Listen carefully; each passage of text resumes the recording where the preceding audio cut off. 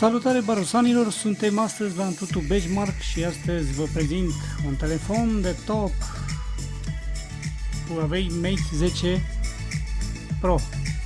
Un telefon foarte reușit, cu 6 GB RAM, 128 de GB spațiu de stocare, plus un ecran OLED, adică se vede extraordinar de bine, prieteni. O cameră de 20 de megapixel pe spate aici, plus pe față 1 megapixel. Un telefon sticlă spate, sticlă față. Ne auzim cu Antutu Benchmark imediat ce îl vom instala, ok? Rămâneți aici, Antutu Benchmark. Iată că am revenit, prieteni, aici cu Huawei Mate 10 Pro. O să închidem lumina ca să se vadă mult mai bine. Am instalat Aptoide și o să căutăm Antutu Benchmark, prieteni. Până găsim noi Antutu Benchmark,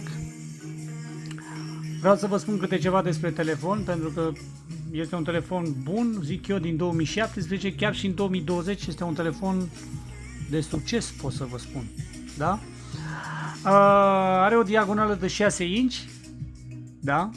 O diagonală de 6 inch, un ecran 1080 și 1080 pe 2, nu, bine așa, 1080 pe 2160 de pixel, ceva de genul.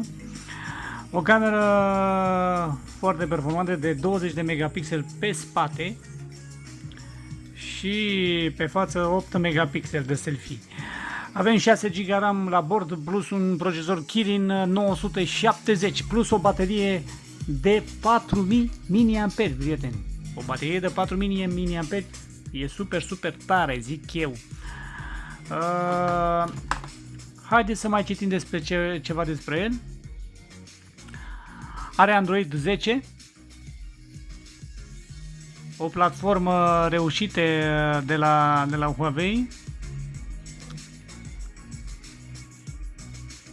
Nu are slot card, microSD nu suportă și, bineînțeles, nu are FM radio. Nu are FM radio. MUFA este 2.0, da? Ca să știți, uitați. Metal pe spate, sticlă pe față, pe spate și așa mai departe. Bateria ar trebui să țină lejer 2 zile, depinde cum îl utilizați voi, da? Bun, acum haideți să instalăm Antutu, că asta ne interesează cel mai mult, Antutu. Antutu. Avem aici Antutu. Instalează. Și vedem.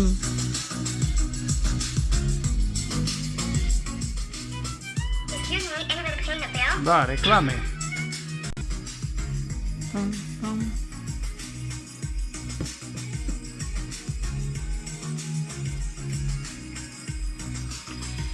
Suntem foarte curioși ce va scoate Huawei Mate 10 Pro, nu? Oare ce va scoate, prieteni? 2020.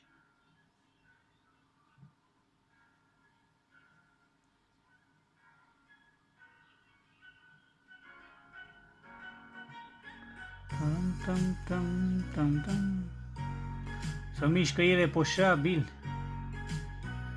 Pare că nu prea am cum să filmez, prieteni. Deci Antutu 3D, ăsta trebuie să-l instalăm și pe ăsta. Ăsta are ceva, 1 giga și ceva, vă dați seama.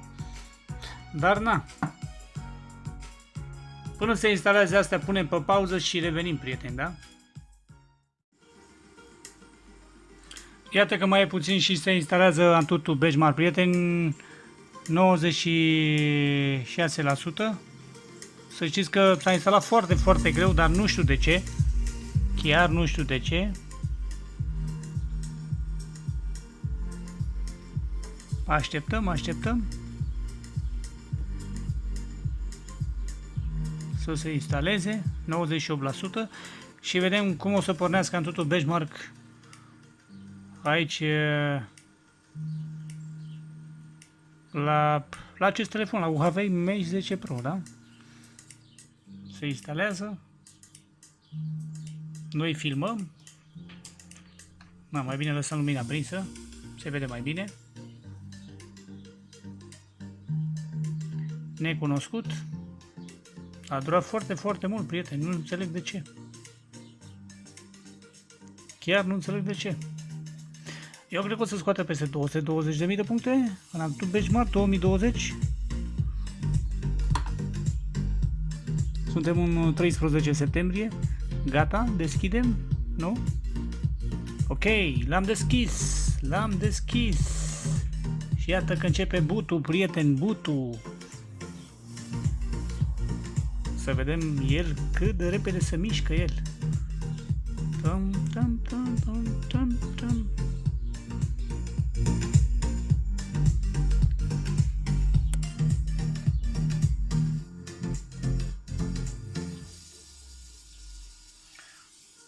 O să dureze ceva. Arată super bine telefonul. Este ca și nou luat după OLX. Mate 10 Pro, prieteni.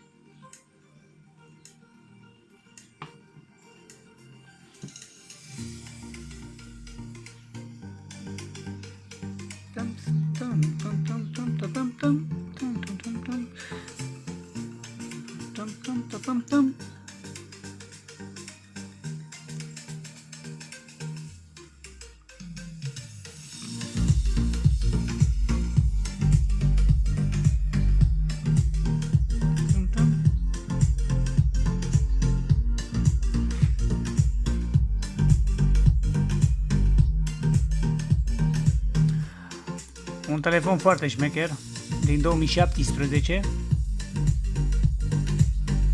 ecran 6 inch, după cum v-am spus,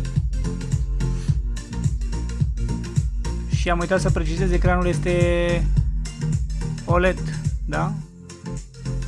OLED.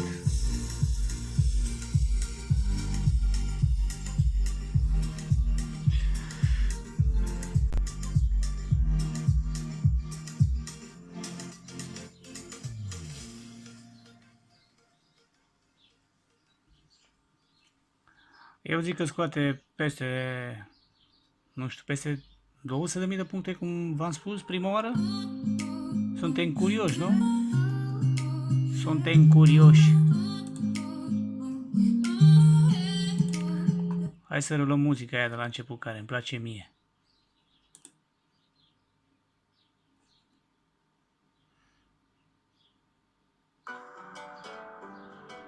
Tum.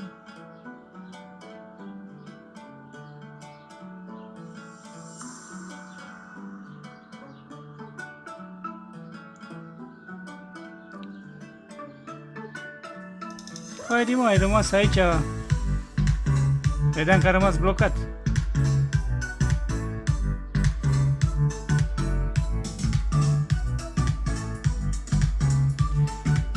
Mai era baterie 32% la telefon. Eu cred că ajunge, nu? Să puteze Antutu Benchmark. Nu uitați să vă abonați și voi la Antutu Benchmark România, da? Pe canalul nostru. Să mai facem recenzii de-astea cu telefoane și așa mai departe. Da, din păcate filmez cu telefonul, să nu mă jurați. O să ne cumpărăm și o cameră, un trepied, să fie filmarea dreaptă, ca lumea. Momentan suntem amărâți. Avem 37 de abonați la Antutu Benchmark. Acum tot ce trece prin mâna mea, nu uitați că se va vedea la Antutu Benchmark, da? Nu o să mai amân pe zi ce trece.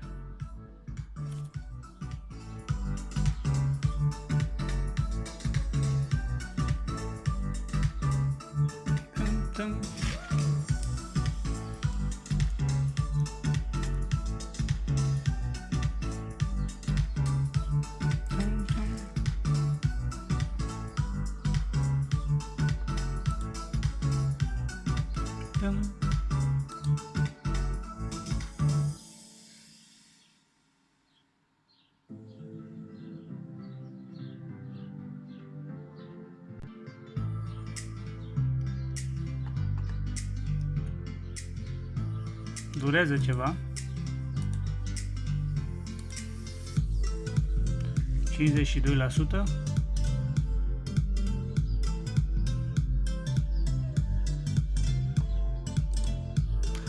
Eu cred că acest procesor High Kirin 970 o să ducă mult.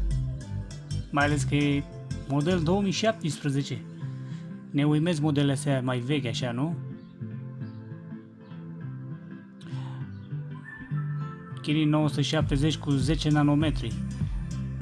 Octa-core la 4 ori 2400 MHz. Cortex A73. Ori 4 ori 1 ori 4 procesoare ori 1,8 MHz. Cortex A53, prieteni. Un Mali grafic 72 MP12. Vă dați seama? Că zbârni ăsta pe jocuri, exact ca un procesor 845, 855, ceva de genul. Nu? 60%, până la 90%, 70%, mai avem. Mai avem. A început să miște mai repede acum.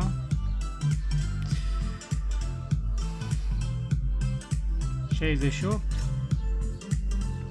Revenim și noi, prieteni, până la 85, așa, da? Iar dacă am revenit, 86%. Hai să vedem. Acesta este telefonul.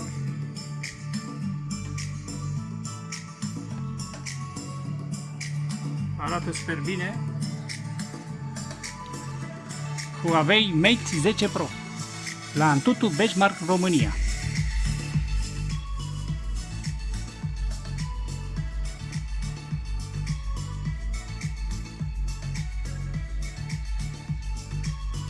...92%.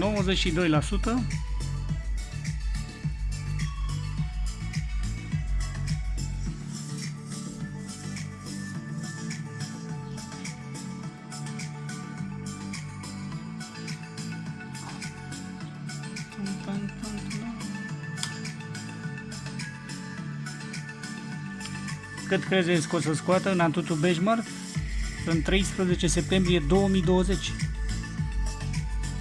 După părerea voastră, așa. ...94%.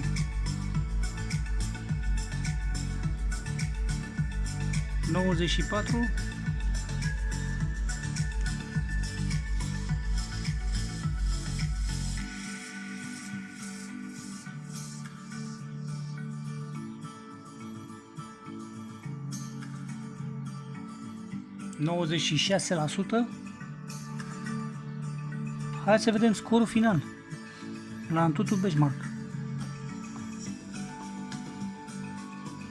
Și apropo de aplicații, prieteni, cred că nu am lăsat multe aplicații deschise, pentru că n-am mai utilizat telefonul. Haideți să vedem la Antutu Benchmark. Huawei Mate 10 Pro a scos 174.745 de puncte. Deci, după cum am zis că am zis și eu că scoate vreo 200.000 de și ceva de puncte, dar nu a scos. Ia să vedem câte aplicații aveam. 1, 2, 3, 4, 5, 6. 6 aplicații aveam deschise. Un telefon bun din 2017. Aici la Antutu Benchmark. Eu zic că a meritat să facem această recenzie la Huawei Mate 10 Pro, nu? Uitați. S-a descurcat destul de binișor. Dar nu se compară cu un Snapdragon 845, 865 sau 855. Toate cele bune vă spune Pro Eugen. Nu uitați să vă abonați la Antutu Benchmark România. Ne auzim cu un alt telefon.